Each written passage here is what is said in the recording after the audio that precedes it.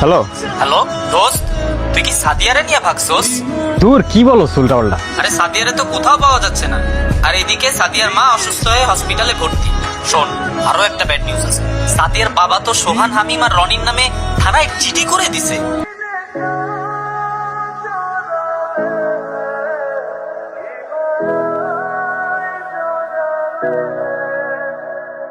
আচ্ছা রেহান ভাইয়া, আমরা আসলে যাচ্ছি কোথায়? দেখি কোথায় যাওয়া যায়, আমার এলাকায় তো, সমস্যা কি? কিন্তু আশেপাশে তো পুরো ফাঁকা জায়গা, আমি তো জঙ্গল ছাড়া কিছুই দেখতে পাচ্ছি না। আপনি চিনেন তো সব, তাই না? নিজের এলাকা কেন চিনবো না বলো? অবশ্যই সব চিনি, টেনশন করো না, আমরা সেফ জায়গায় যাচ্ছি।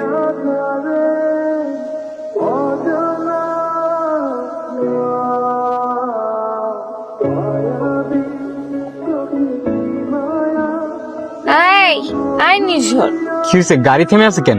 কই উনি কই? আমার অনেক খিদা লাগছে, আমি সারাটা দিন ধরে কিচ্ছু খাই নাই। আমি তোমারে কি আস করতেছি? রেহান ভাইয়া কই? গাড়ি থেমে আছে কেন? সেটা আমি কি করে বলবো? আমি ঘুম থেকে উঠে দেখলাম উনি নাই। আচ্ছা তুমি বসো, আমি গিয়ে দেখে আসতেছি। ব্রো, আমি এদিকে। প্রকৃতি খুব ডাকতেছিল, তাই প্রকৃতির ডাকে একটু সাড়া দিতে আস। তুমি গাড়িতে যাও, আমি আসতেছি।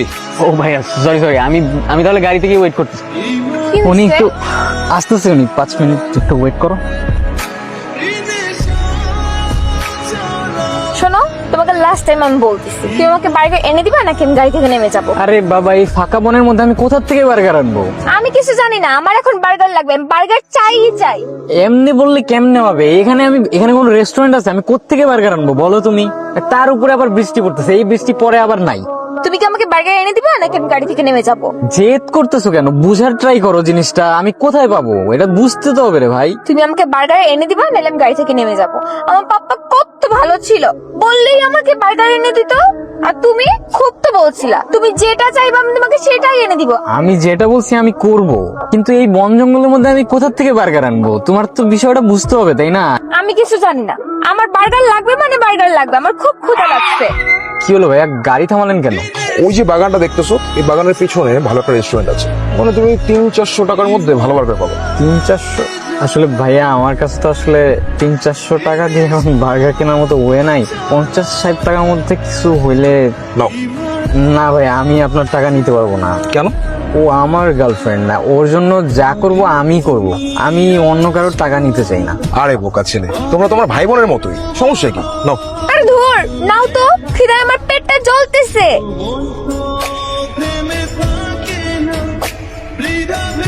ওই যে পাঠাইলো এইদিকে নাকি বার্গারের দোকান। ওই আসলাম রে ভাই, আর কত দূর? কি খাল বিল পুকুর কচুরি পানা, এই যে বুঝলাম না আর কতক্ষণ হাঁটবো আমি।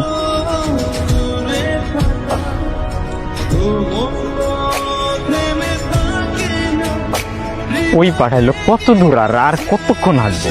রেস্টুরেন্ট কি আসলেই আছে রে ভাই? হ্যালো হ্যালো দোস্ত, তুই কি সাদিয়ারে নিয়ে ভাগছোস?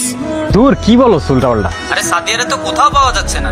আর এদিকে সাদিয়ার মা অসুস্থ হয়ে হসপিটালে ভর্তি। শোন, আরো একটা ব্যাড নিউজ আছে।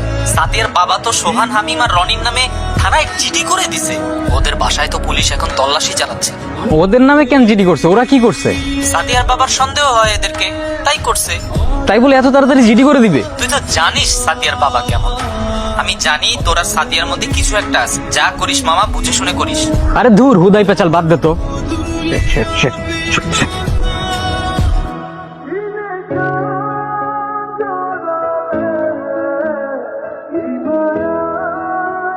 ভাইয়া আমাকে প্লিজ ছেড়ে দিন ভাইয়া, আমি তো কোনো ক্ষতি করি নাই আপনার। আমি রুমেলের কোনো ক্ষতি করি নাই, কোনো ক্ষতি করি নাই, কিন্তু রুমেল আমার পর্সাকে চিনাই নিয়ে চলে গেছে। আমার চোখের সামনে থেকে আমার ভালোবাসার মানুষকে চিনাই নিয়ে চলে গেছে। ভাইয়া প্লিজ আমাকে যেতে দিন ভাইয়া, প্লিজ, আমি কোনো ক্ষতি করি নাই তো ভাইয়া। আমি তো রুমেলের কোনো ক্ষতি করি নাই, রুমেলের আমি কোনো ক্ষতি করি নাই, কিন্তু রুমেল কিন্তু আমার ভালোবাসার মানুষকে ঠিকই চিনাই নিয়ে গেছে। রুমেল যদি আমার ক্ষতি করতে পারে, তাহলে আমি কেন তোমার ক্ষতি করতে পারবো না? আমি তখন অনেক ছোট ছিলাম, কিচ্ছু করতে পারি নাই, কিন্তু এখন আমি সব করতে পারবো, সব এভরিথিং। রুমেল আমার ভালোবাসার মানুষকে চিনাই নিয়ে গেছে, আমি আরেকজনের ভালোবাসার মানুষকে চিনাই নিয়ে যাবো। আমাকে ছেড়ে দেন ভাইয়া, প্লিজ ভাইয়া। তোরা আমার গাড়িতে বসে আমার চোখের সামনে মজ করবি, মাস্তি করবি, আর আমি আঙ্গুল চুষবো, আমি তোমার শখ। কি মনে করছিস কিছু বলবো না? কিচ্ছু বলবো না, সহ্য করে যাবো, সব তাকায় তাকায় দেখবেন না আপনারা, হ্যাঁ? আমি বাসায় যাব। চল বাসায় গিয়ে তোর আব্বুর সামনে সুন্দর করে বলবো আপনার মেয়েকে আমি ভালোবাসি, আপনার মেয়েকে আমি বিয়ে করতে চাই। না না না না। কামটা করলি কি? হ্যাঁ, আমার কাম এমনই, একটু লেভেল ছাড়া। আম সরি, আমার ভুল হয়ে গেছে, আম সরি, তোমরা চলে যাও, তোমরা চলে যাও, আমি রিয়েলি সরি সরি।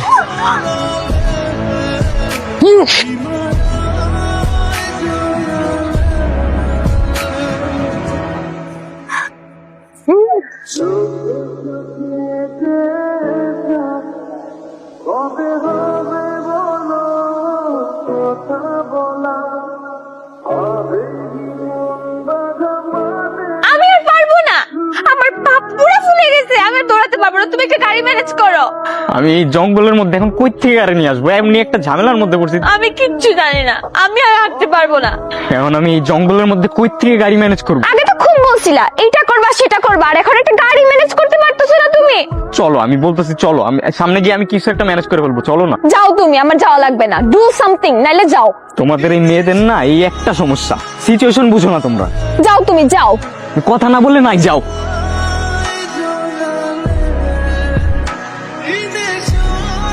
আমাদের ব্যাক করতে হবে। মানে কি? কেন? আমাদের ফিরে যেতে হবে। না আমি যাব না, আমি গেলে আমাকে বাবা বিয়ে দিয়ে দিবে, আমি কিসের জন্য যাব? তোমার মা হসপিটালে অ্যাডমিট। তুমি কি মজা করতেছো? তোমার কি মনে হয় আমি এখন তোমার সাথে এখানে ফাইজলামি করব? সালমান কল দিছিল, তোমার বাবা নাকি আমার সবগুলা ফ্রেন্ডের নামে জিডি করছে, আর তোমার আম্মু হসপিটালে ভর্তি। আর আমাকে খুঁজে পাওয়া যাচ্ছে না দেখে আমার বাবার প্রেশারটাও বেড়ে গেছে। আর সেই বাবাকে একলা ফেলে আমি স্বার্থপরের মতো এই বন জঙ্গলে ঘুরে বেড়াচ্ছি, তাও এমন একটা মানুষের সাথে যে আমার সাথে দিনরাত খালি ঝগড়া করে। আমার মাও আমাকে অনেক বেশি ভালোবাসে। লাস্টবার যখন কলেজে দৌড় প্রতিযোগিতা ছিল না, আমি যে ফার্স্ট হয়েছিলাম, ওই দিন সারা রাত আমার পা ব্যথা করতেছিল, মা সারা রাত পাশে বসেছিল, আর আমি আম্মুকে রেখে চলে আসছি। আম্মু হসপিটালে আমার জন্য ভর্তি, আমি এটা মানতেই পারতেছি না। আসলে জানো সাদিয়া, বাবা মার মতো আপনজন আর কেউ হয় না। তুমি আসলে ঠিকই বলছো, আমাদের বাসায় চলে যাওয়া উচিত। একটা গাড়িও তো নাই, কিসে যাবো? ওই যে আরে এটা যাওয়া যাবে? দাঁড়াও, তোমাকে দিয়ে গাড়ি খোঁজা হবে না, আমি গাড়ি ঠিক করতেছি, দেখো কিভাবে গাড়ি ঠিক করতে হয়। ওকে, দেখবো নি তোমার কথায় গাড়ি কত থামে। কি ব্যাপার, কোনো সমস্যা? আসলে আমি এখানে নতুন, আমি কোনো জায়গা চিনি না, আমাকে কি একটু লিফট দেওয়া যাবে? শিওর, ওয়াই নট, কিন্তু আপনি যাবেন কোথায়?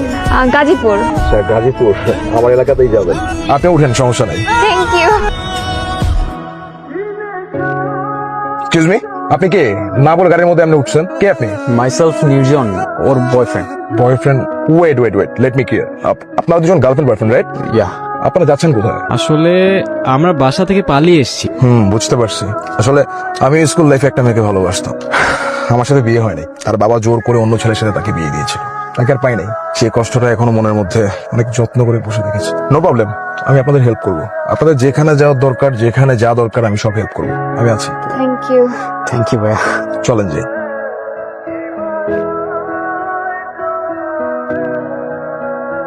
আমার না ভালো লাগতেছে না, গরম লাগতেছে, মাথাটা ব্যথা করতেছে। গরম লাগতেছে কেন? এসি ছাড়া আছে তো। আচ্ছা আমি জানালা খুলে দিচ্ছি এখন, ঠিক আছে? আসলে আমিও স্কুল লাইফে একটা মেয়েকে অনেক ভালোবাসতাম, সবকিছু খুব রোমান্টিক ছিল জানো, কিন্তু সব মিথ্যা হয়ে গেছে সব। বাবার পছন্দের ধনী দুলাল রুবেল নামে একটা ছেলেকে বিয়ে করল। তোমাদেরকে দেখে আজকে সেই দিনের কথা মনে পড়ছে। You guys are lucky. Teenage বয়সে আমরা যত সিদ্ধান্ত নিয়ে থাকি তার বেশিরভাগই ভুল। বুঝে আর না বুঝে আমরা আমাদের ইমোশনসটাকেই বেশি প্রায়োরিটি দিই, কিন্তু যারা আমাদের জন্য পুরো লাইফটা স্যাক্রিফাইস করে দিল তাদের ব্যাপারে একবার ভেবে দেখো। আর হ্যাঁ, প্যারেন্টসদেরও উচিত না তাদের সন্তানের জন্য এই বয়সে এমন কোনো সিচুয়েশন ক্রিয়েট করা। আপনার সন্তানকে একটু সময় দিন, কারণ টিনেজ সময়টাতেই ওদের আপনাদের পাশে থাকাটা সবচেয়ে বেশি প্রয়োজন।